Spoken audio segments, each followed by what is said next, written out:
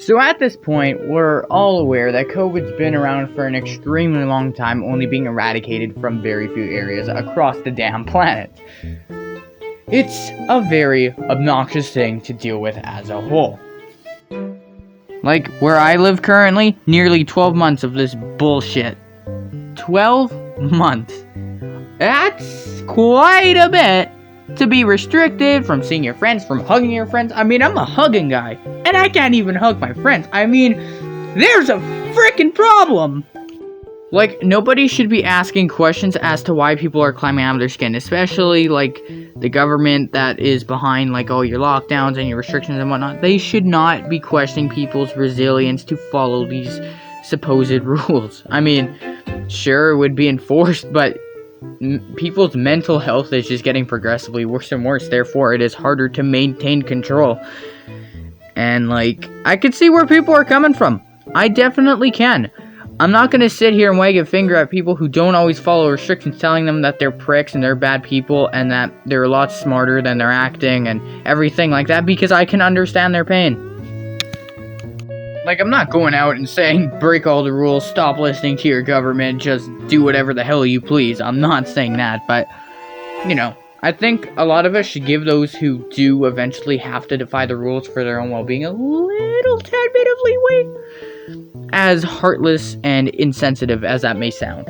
I'm just saying, like, I'm somebody who can function in these conditions pretty alright for the most part, but I know there are a lot of others that are legitimately struggling. Like, where I live, we can't even exercise in a gym, despite the COVID cases actually going down, probably down to like 30% to what it used to be a couple months back. So, as our area called it, we flattened the curve, okay? But gyms still aren't open, and people are getting very, very, very pissed at the political bodies here.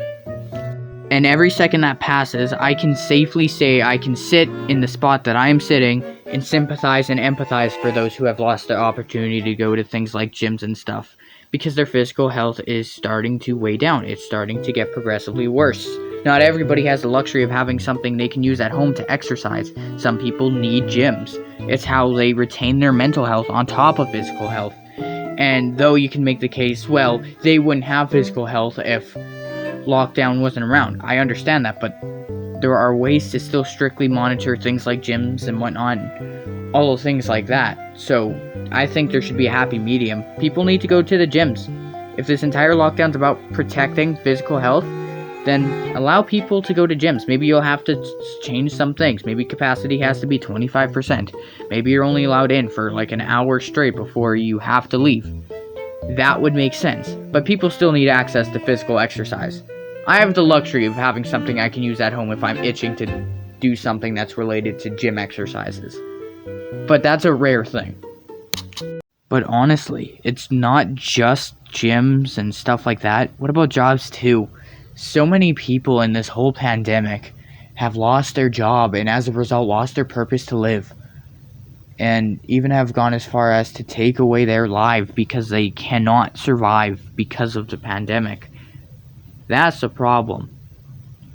And there needs to be some way to balance that. You can't just say, well, it sucks to be them. We're keeping everyone else safe. No, that's not okay. You're jeopardizing the lives of millions of people with these very intense lockdowns. There needs to be a happy medium.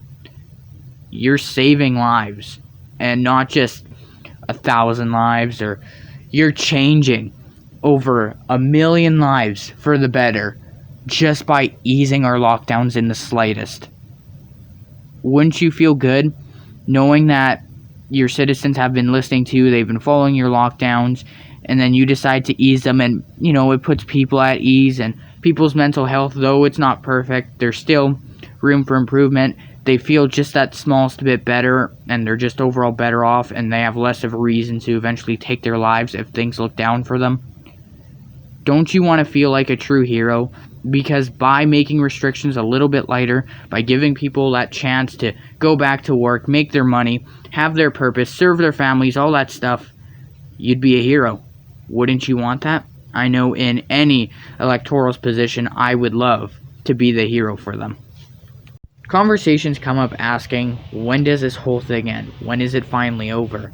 And though there is no definitive answer, estimation lies, at least for the area I live in, to be the end of 2021.